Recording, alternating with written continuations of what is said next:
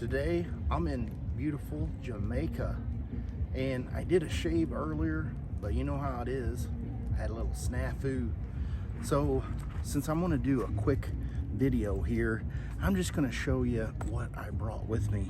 And I brought my Sterling DOP kit, and this thing is actually a perfect size.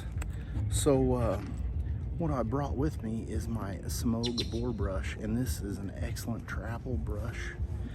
And I bought a lot of things, but today I brought my PAA Prismatic Razor and my trusty Gillette silver blue blades. These did make it through the airport security with no problems.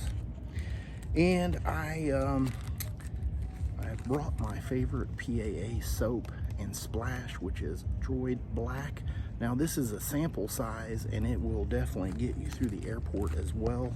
And I just scooped out into this little container here, and I had an awesome shave.